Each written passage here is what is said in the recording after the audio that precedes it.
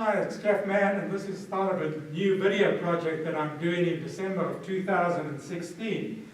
This is actually the anniversary time period, the 10th anniversary of my golf website, which I started in December of 2006. And at that time, I just retired and started to play golf. And as a pet hobby interest, I started to get a website on how to play golf based on a golf instructional teaching from teachers like David Ledbetter and Jim McLean and Hank Haney and so on. But with the passage of time, as my knowledge of the golf swing increased, I started to make my website much more complicated.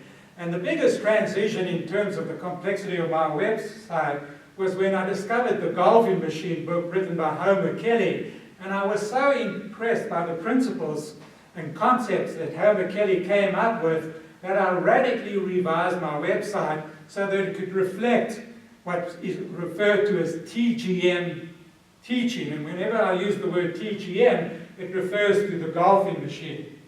And that was the second major change in my website, where I completely revised my chapters, incorporating a lot of TGM concepts.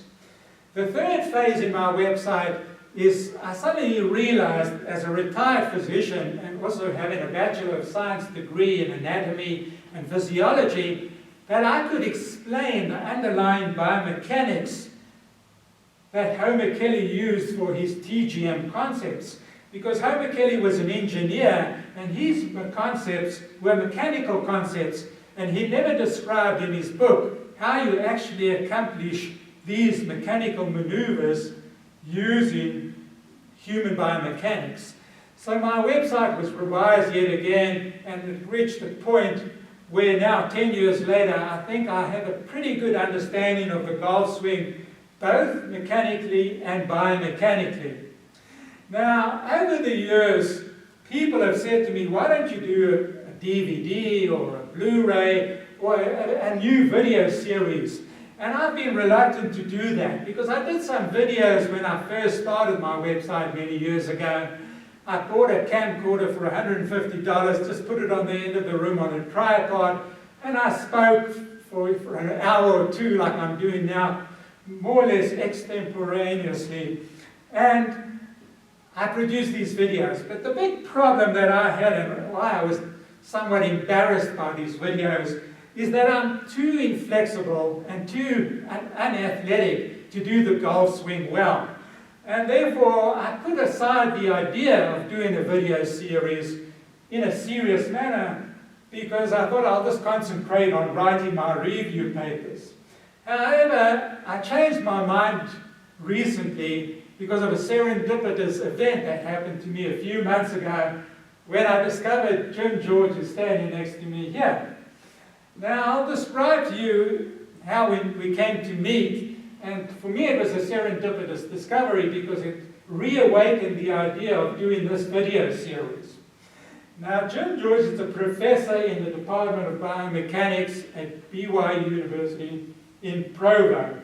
And he wanted to do some golf research, and he contacted me by email, say, could we meet sometime and talk about potential golf research projects that he could do in his department. So we met one day at a driving range, and we talked for a while, and I gave him some ideas which he was enthusiastic about and which he hopes to pursue in the near future. However, we also became friends, and we started to play golf together. And one thing I noticed when we played golf together, that he had a much better golf swing than me. I mean, he has a PGA Tour quality golf swing. And he is capable of scoring in the low to mid-60s on a good day. Something that I could never accomplish. I'm just trying to break 80. And when I looked at his swing and I saw how well he could do it, I thought he would be a great role model for me to demonstrate the golf swing while I would just talk about the underlying principles. Now, I have met many really skilled golfers at the driving range in Salt Lake City where I live. And I thought to myself, I could ask them to come and demonstrate for me, but the big problem of using someone who has a beautiful golf swing is they don't understand all the principles that I'm going to be talking about in this video. all the TGM principles and all the biomechanical principles. So I needed someone who's read my website, understood what I'm saying, and when I give him instructions to do this or do that, he'll be able to do it because he understands what I'm asking of him. So the fact that he exists and the fact that he's been willing to do this is what's made this project possible. Now, before I introduce him to you, I'm just going to mention, you notice that we're doing this indoors because we met, roughly about October of this year, and it's now in December, and it's winter here in Salt Lake City, and it's cold and snowing outside, and we said to ourselves, could we do this video indoors using studio lights, leaving my camera, just one camera on a tripod, and we'll just face the camera. And we did a test sort of run and found out that the quality of the video is sufficient for me to be satisfied, so we're going to do this project in the winter months.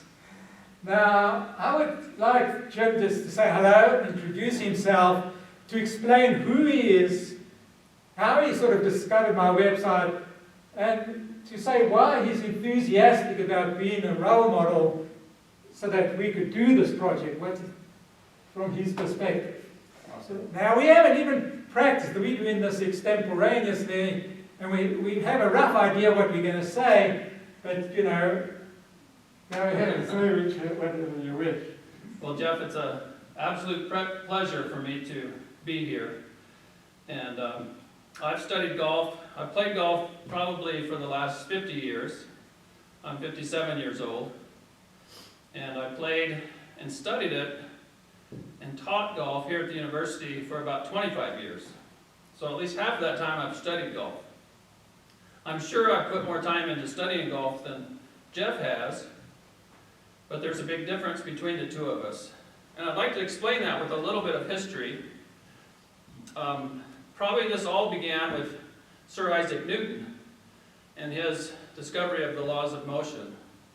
And we know that was many years ago. And finally, someone hopped on top of Isaac Newton's shoulders, stood on his shoulders, and applied the geometry and the physics to the golf swing. And that was Homer Kelly. And Homer Kelly, as Jeff said, he wrote the golfing machine. And many people had a hard time applying the golfing machine principles. I know Ben Doyle did great work. There's others that have been and done great work.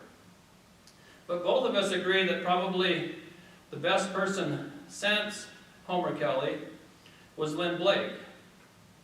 And Lynn Blake stood on the shoulders of Homer Kelly and talked about and basically illuminated these concepts of the TGM.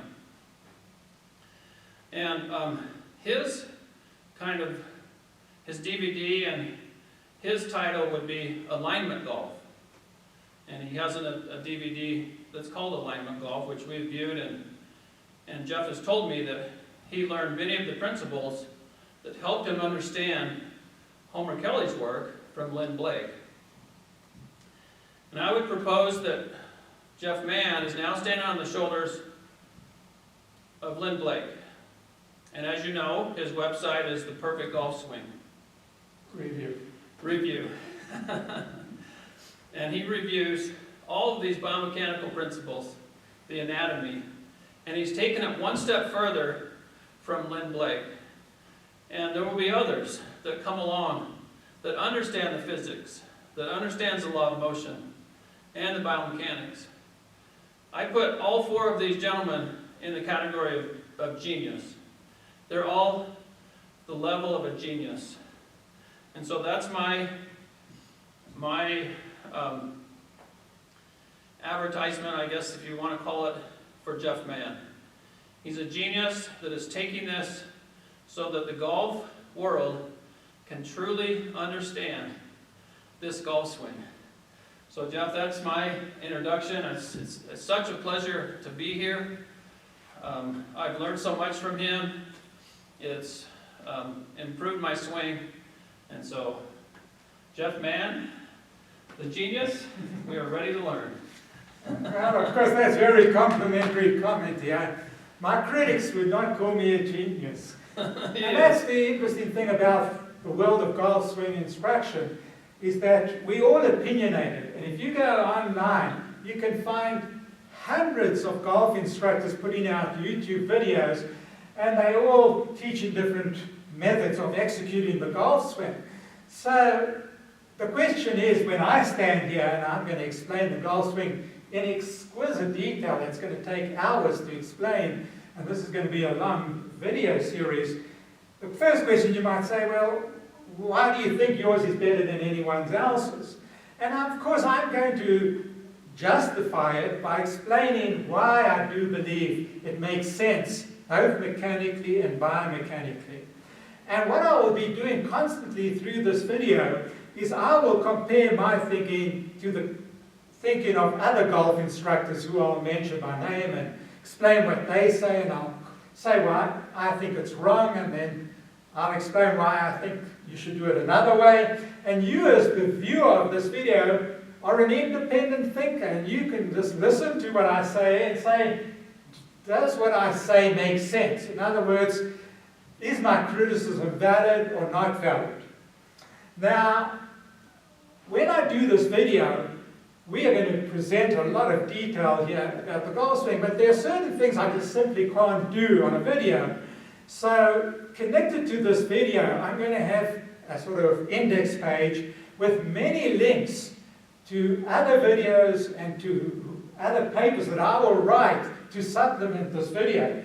So for instance, I'm going to talk at a certain point about Henrik Stenson's golf swing in comparison to Phil Mickelson's golf swing. But of course, neither of them are present here, and therefore they can't demonstrate it. But I will have a sort of review paper with capture images from videos that explains what they're doing. So even though this is going to take hours to do this video, there are going to be many more hours of additional material that I will produce. Now, when we produce this video, I'm going to have to break it up into segments of 10 to 15 minutes length to post it on YouTube, because they have a limit to how long the videos can be. And they might end up being 20, 30, or 40, 10 or 15 minute segments to view it. However, there is a possibility that I might start my own hosting service where I can produce the entire video, where you could download it from a hosting service without having to use YouTube. But in the beginning, I'm going to use YouTube, and you're just going to have to accept going as from one segment to the next in a continuous fashion. I think that's about as much as I need to say about the introduction. I think we're now going to start on talking about the philosophy of performing a golf swing. Now, the first thing you know when we perform a golf swing, this line here represents the ball target line with the target in that direction over there. And we stand sideways relative to it, and we're swinging the club across our body like this. And what we want to accomplish when we play golf, we want to generate enough swing power to hit the ball a reasonable distance. And if you're a professional golfer, you want to hit it 300 yards with your driver. And therefore you have to generate a lot of swing power. But vitally important is you need to be able to hit the ball straight. And it's a fundamental rule of golf that to hit the ball straight, and when the club face contacts the ball, you have to solve a number of features for the ball to go straight. First of all, the club head path has to face the target at impact. We call that zeroing out the club head path. Secondly, the club face, which could be rotated in space, has to be square at impact, so that the club face faces the target at impact. The third requirement is you have to hit it off the sweet spot, the center of the club face, and not off the heel or the toe, because that can produce side spin. And the fourth requirement, we're talking about a level strike at the time of impact. So if you zero out the club head path and zero out the club face angle and hit it on the sweet spot, you should have a straight ball flight. Now let's think about how do you even accomplish that? Because here I am standing, and notice human biomechanics, that as I move my body in space, notice my arms are moving, my wrist seems to be moving, my forearms are rotating. Look how this club head is rotating in space. Now, Mike Malaska produced a video, and he's one of the top 100 golf instructors, where he said the core motion in the golf swing is this motion here, where the arms do a motion that looks like this. Now, and he says what happens is you swing hard and fast, there's more body motion incorporated, and if you keep going, that would be the full swing. But the core motion is this motion here. Now, I disagree with this teaching philosophy. And the reason why I disagree with it is because fundamentally, golf is an extremely difficult sport. And to hit the ball straight, you have to have control over the club face and the club head path. And I believe if you have too much motion below elbow level, which is forearm motion, wrist rolling motion, and flipping of your wrist like this, it's very difficult to be a reliable golfer, because you're going to have perfect timing with all this rotational motion, flippy motion to hit the ball straight. So I believe Homer Kelly solved this problem basically when he stated that there are two ways to propel the golf club in space. He said you could either be a swinger or a hitter.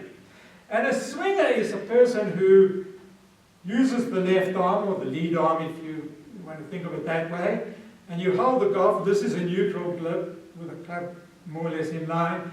And the swinging motion is the feeling of swinging the left arm in space, with the body rotation. And the left arm is essentially pulling the club as if you were from the top pulling a rope. We call that the rope handle technique. And I believe that most professional golfers use a swinging technique.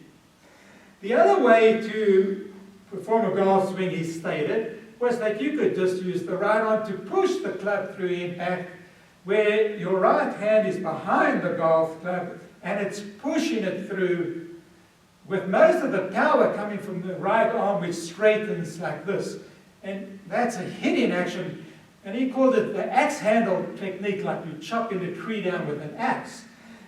And he basically stated that if you were playing golf and you try to swing and hit at the same time, you would run into tremendous problems of coordination and synchronicity, and that you wouldn't be able to perform the golf swing well. And he said that you must decide either to be a hitter or a swinger. Now, I'm not as rigid, and as we get into the complexity of the discussion, I will show you that you can actually be a swing hitter as well.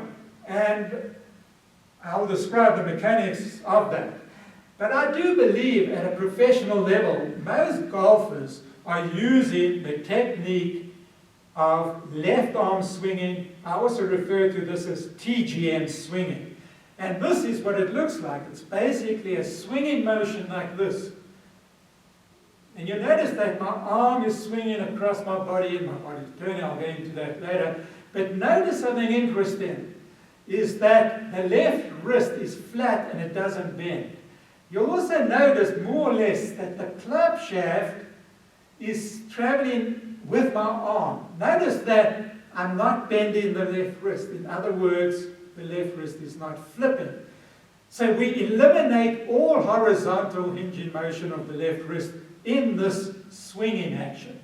The other thing that we want to control through the impact zone, which is right here through impact, is we want to avoid excessive roll like this. You see, I'm supinating, rolling my forearm. So I will describe in a whole section called the drive, hold, hand release action, how you avoid and keep the club face very stable through impact. Now, there are different ways to get stability at impact. The one way you can get mechanical stability, and mechanical stability, if you look at this as I'm holding the golf club with a neutral left-hand grip, facing the camera with this in line with my arm, the back of my left wrist looks slightly cupped or scooped. We call that dorsiflex medically. And if you hold a golf club like that, you'll notice it's somewhat mobile and doesn't feel rigid. Now, if you take your club and you get a bit of forward shaft lean and bow and arch your wrist and hold it like that, it feels firmer. So in terms of mechanical stability, having a slightly bowed or arched wrist is definitely of value. And many professional golfers use this technique of coming through impact with a bowed wrist. And I will describe that technique. But I think the majority of professional golfers are using another technique where they have a club shaft in line with their arm, with what I will describe later as a geometrically flat left wrist, and that the stability comes from rhythm. In other words, the arm and the club shaft are moving at the same angular velocity. I use the word angular because that's rotational velocity, and if you can move them at the same speed, you can be stable through impact even without a bowed and arched left wrist. Now, I'm going to describe what I believe is the core principle the majority of professional golfers use. Now, I didn't tell you at the beginning that I've actually given this video project a name. And I'm going to call this video project How to Perform a Golf Swing Like a PGA Tour Golfer. In other words, I'm not inventing a new way to perform the golf swing. What I have done over the last 10 years is come to better understand how a professional golfer performs the golf swing. And then what I'm going to be describing in this video project are all the principles that they use. They might not be conscious of it because they don't know anything about mechanics and biomechanics. But the principles is just a description of what they do. So the first principle I'm going to talk about is the concept of the left arm flying wedge. And the golfers who use that in 2016 at a professional level, who are the best professional golfers. I'll give you an example. Henrik Stenson, Jason Day, Rory McIlroy, Phil Mickelson, Tiger Woods, Adam Scott, Justin Rose. These are all the best golfers in 2016 or in the recent era.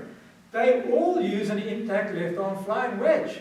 And my argument, once you understand how the left arm flying wedge works, you can see the great advantage of how it works. Now I'm going to occasionally leave the scene here because I have some equipment off to the side to get some equipment, then I come back in the center. Because I'm going to demonstrate different ways to understand the concept of the flying wedges.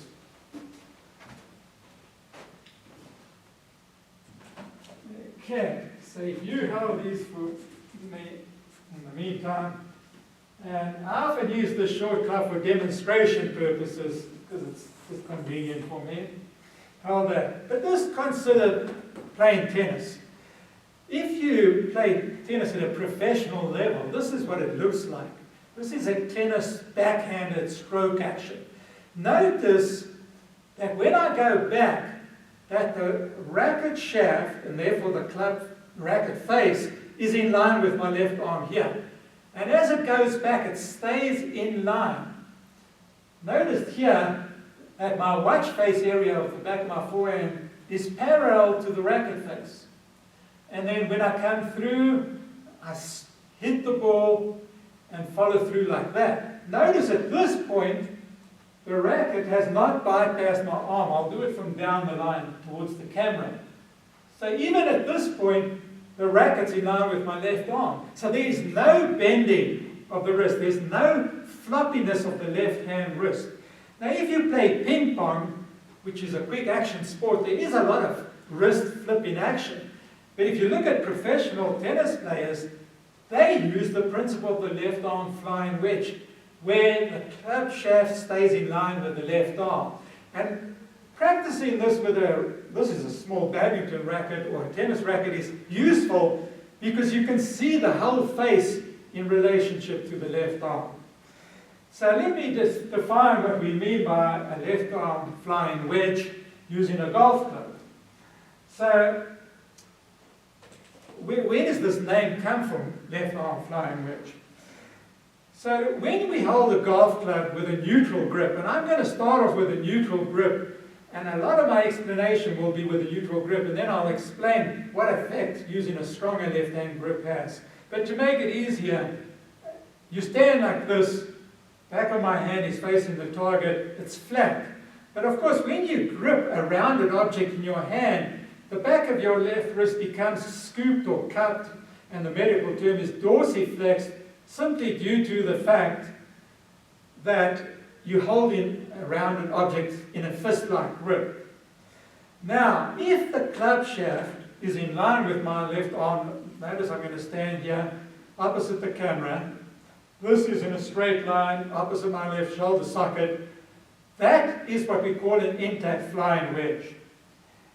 Now, if I arch my wrist, which the medical term is palmar flexion, you'll notice the club shaft is completely out of alignment now. If I bend my left wrist, in other words, increasingly dorsiflex it, it's out of alignment. So if the club is always in alignment, that is called a geometrically flat left wrist. And therefore, the amount of scooping and cupping that you have depends on your grip and how you grip it. Now, where does the word wedge come into play? So I'm going to stand at this angle. Notice when you grip a golf club, you have this V-shaped appearance. Now, if you held the club in line with your left arm like that, that's called a mid-palmar grip, like some people use for putting. Notice that this is straight in line with my left arm, and there is no wedge, right? But you'll notice that golfers don't play golf like that. They always hold the golf club either in what's called a low palmar grip like that, giving that this angle here, or they even hold it in a finger grip, which is in the fingers. And if you notice in the finger, this is more like a right angle, this angle. I prefer a low palmar grip like that, and the angle's more or less. This angle is called the accumulator number 3 angle. Now, another way to see the angle is to look at the distance between the golf club here and the left arm. The size of this angle, called the accumulator number 3 angle, is 180 degrees minus this angle. So you can see this is maybe 30 degrees or so. If I held it in the fingers, like this, you'll see this angle is bigger. So 180 degrees minus this angle is bigger, and that's a moderate size accumulator number 3 angle. So when we talk of the accumulator number 3 angle, we're talking about this angle here, and its magnitude is small if it's closer to like 180 degrees, and if it's closer to 90 degrees, that's a bigger size accumulator number 3 angle. It's not important to understand those points yet. I'll come into it later. But notice there is this V angle. Now, to show you that, I'm going to show you the concept of a wedge. So I cut out cardboard, which I painted red, to show you, let's take the bigger one, that if I hold this here along my left arm, in line with my club shaft, this is a wedge. And you can think of it as a wedge. Therefore, if I'm standing at a wedge, I have an intact wedge because the club shaft's in line with my left arm, and I have a geometrically flat left wrist. Then in the backswing, notice how I'm swinging the entire wedge in space as a unit. In other words, the club shaft is rotating at the same angular rotational velocity as my left arm, which means that my left wrist angle, which is slightly dorsiflex, isn't changing to my end backswing. So that's the concept of having an intact flying wedge. And then you would ask what motions I would use, and I'll soon describe the motions you use to perform the backswing. So, And also, Jeff, notice how stable your wrist is. yeah, And, that's the key thing, so it stabilizes it. is that this is stable. Now, if we could come through impact with this degree of stability, then we've eliminated a huge problem that plagues golfers, which is we've eliminated flipping motions, because a lot of amateur golfers do this through impact. See how this bends? Flipping the club. So they swing in, and while they're swinging, the left wrist bends and it flips, and you never know where the ball's going to go. By using the concept of the left arm flying wedge, we're eliminating the possibility of horizontal hinging. But there are other motions that the arms can do. And this might be a good point for me to talk about the anatomy of motion before we go a little further. My explanation requires a great knowledge of anatomy. And in a sense, I think my website's quite distinctive in that sense, is no one discusses the anatomy in the detail that I discuss it. And I think that the more you understand the anatomy, the more you understand how to perform a golf swing correctly, because you have reference points all the time. So let's just start off with wrist motions, then forearm motions, and shoulder motions.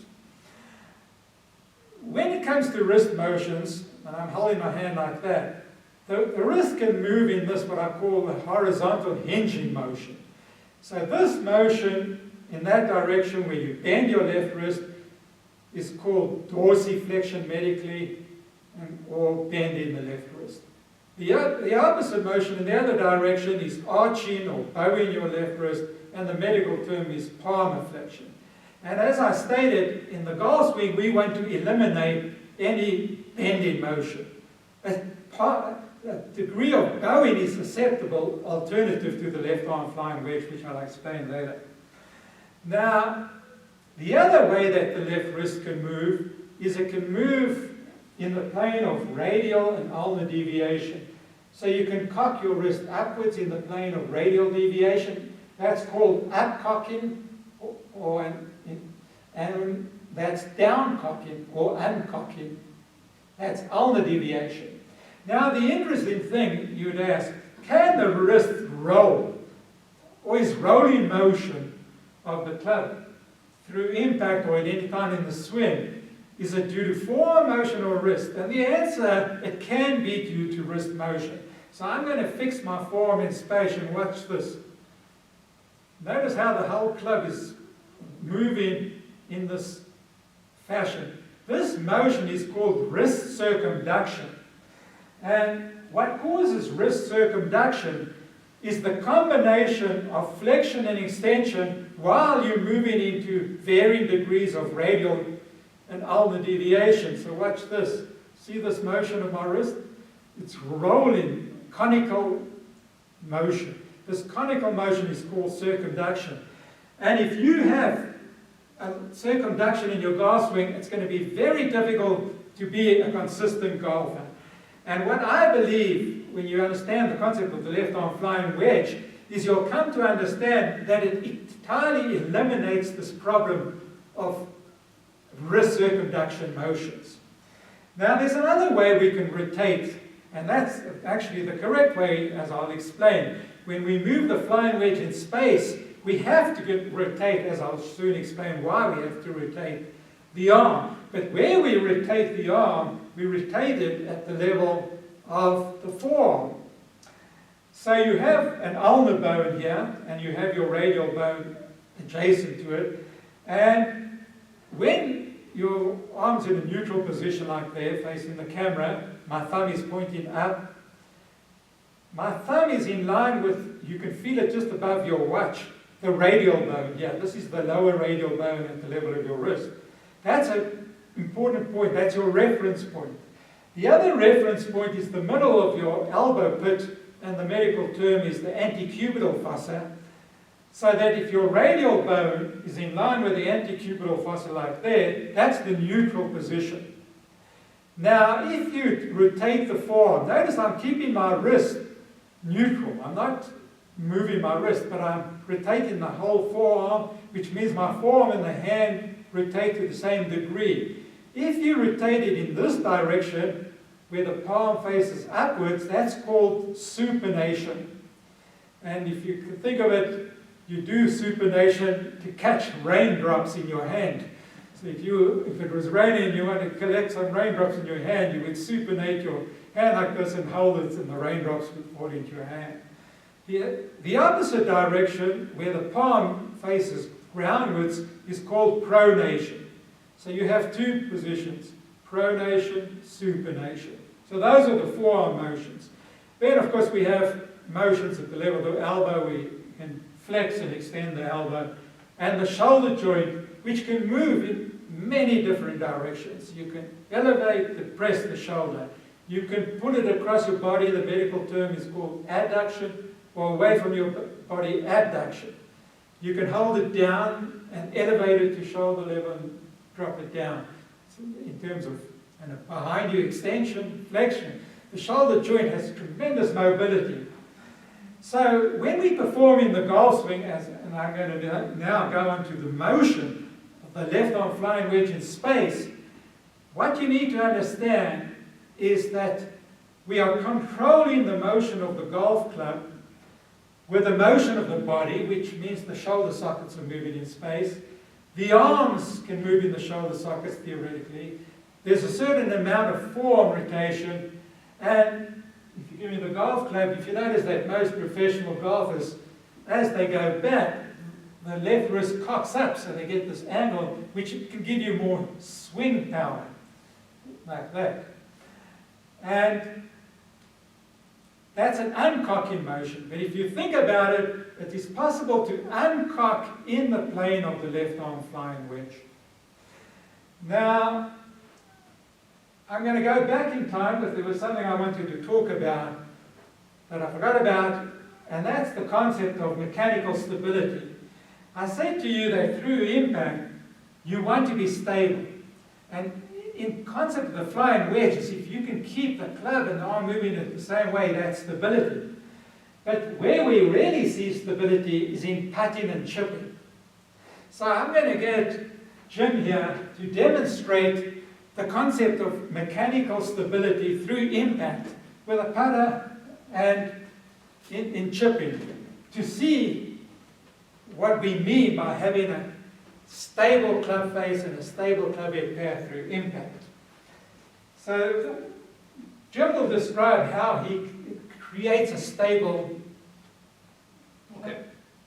One of the things that I do with putting is I establish my flat, my flat left wrist, obviously, like Jeff was talking about. So it does have the concept of the left arm flying wedge. Everything's in line.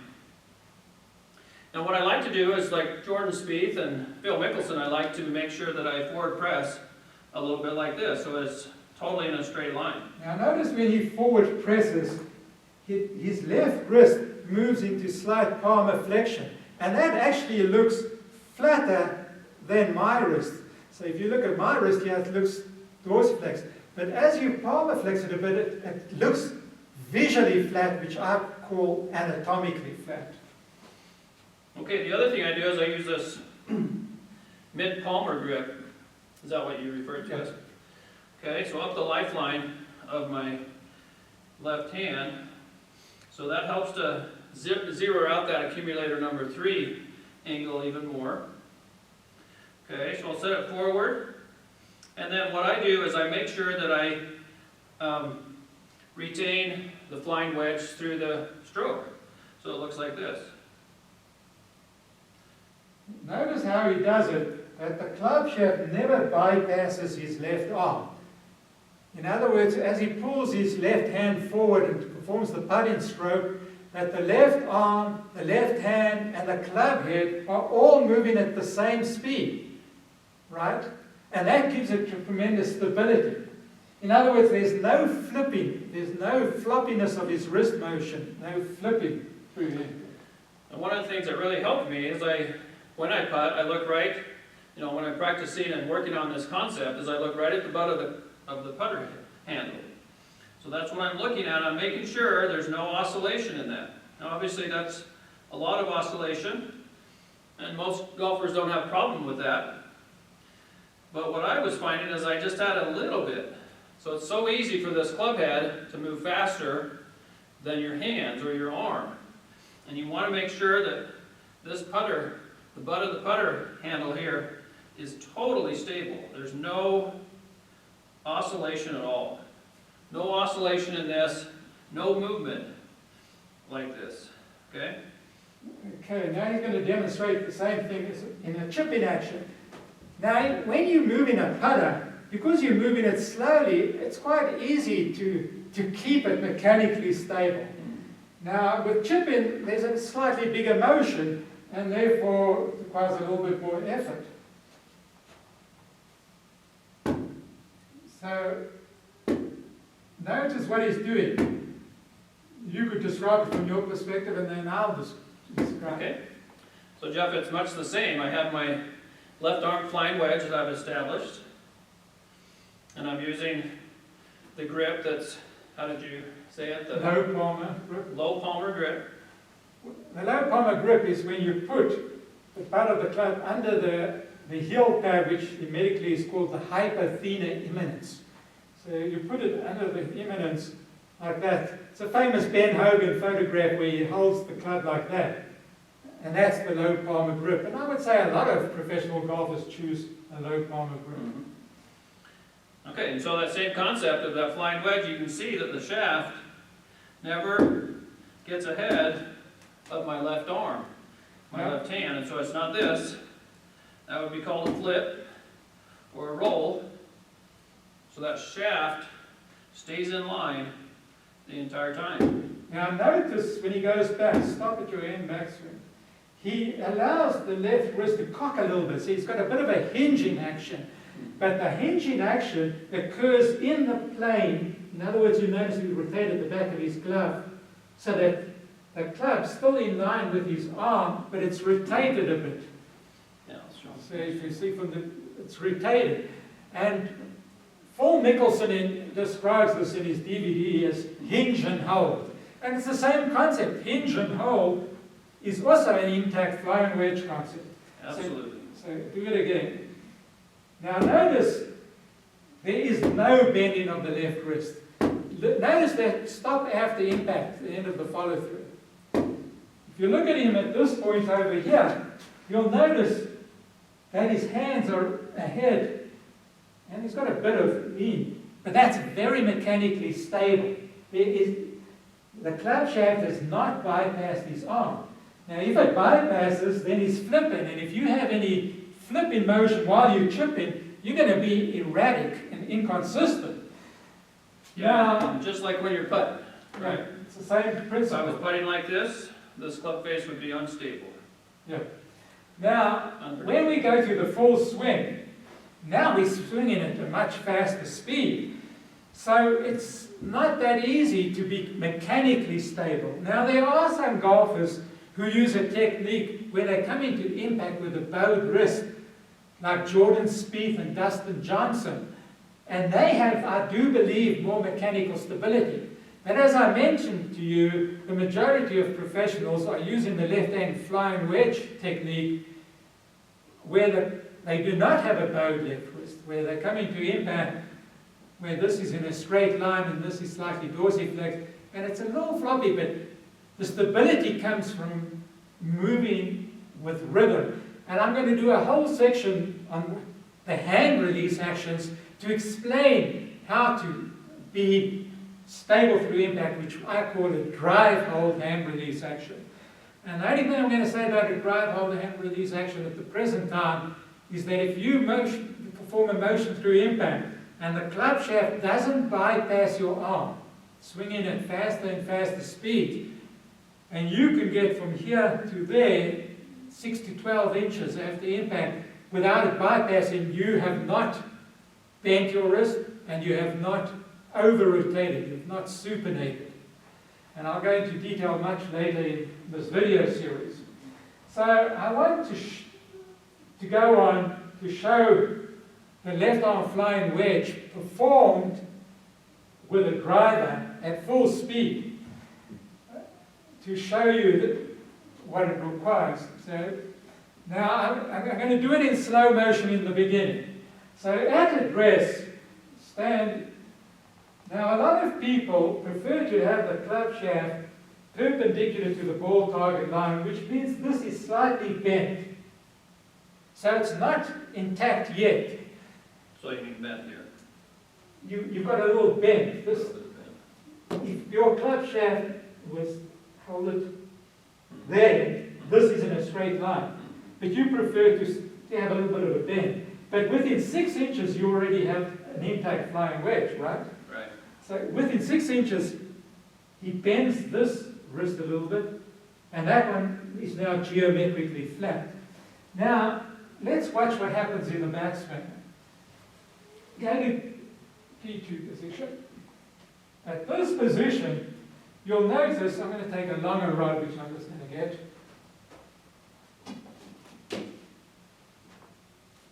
Do it again. Notice that this is still in line with the arm, and that's the wedge. Okay, go to P3. If you look at this, that's an intact flying wedge. Go to the end backswing. If you look at his end backswing, his club shaft is still perfectly in line with his arm. The degree of bend in his left wrist is identical. He has an intact flying wedge. Now, the downswing. Notice as he comes down to the first part of the downswing, to P3 where the left arm's there, he still has an intact flying wedge. Nothing has changed. All these angles are kept. Go to P6. Notice now the club shaft is still in line with the left arm. Still has the same bend. There's no change in the angles of the left wrist. But now the club is starting to uncock.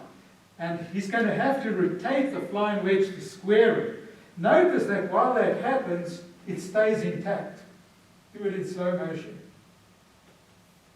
Intact. And for the next 12 inches after impact, notice the club shaft has not bypassed his left arm, and he still has a geometrically flat left wrist. So the flying wedge is intact. So I'm going to ask you to do it again in slow motion with this wedge in place. We'll stop at different positions to show you. P2, here's the wedge. So the wedge is flying in space intact. P3 is now there, and therefore the flying wedge is intact there. End backswing, the flying wedge is intact there. Downswing, the flying wedge is intact. P6, flying wedge is intact. And now start uncocking and rolling. As it rolls, notice the flying wedge is still intact. At impact it's intact, and then for at least 6 to 12 inches it stays intact. Now he's going to swing at full speed while keeping the left arm flying wedge intact. And there are a lot of golf instructors who have the wrong-headed belief that if you keep an intact flying wedge, you're restricting the mobility of the club, that you need to allow the left wrist to bend to give the club. And I believe that's a falsehood, that you can swing this club head very fast. I mean, I just recently discovered a professional golfer who I'd never heard of before, called Luke List. And I believe that at the present time, he's the longest driver on the PGA Tour. And he's averaging, I think, 342 yards, or 324 yards. So he's got the highest club head speed and the furthest driving distance. But if you look at his swing, it's an intact flying wedge throughout, not the entire backswing, the entire downswing, and at least to this position. Then if the left wrist bends as you follow through here, that doesn't matter. So I'm going to step aside and let Jim perform a full golf swing. And I'm going to point out certain things as he performs it. You'll notice that the flying wedges are intact. throughout the entire swing.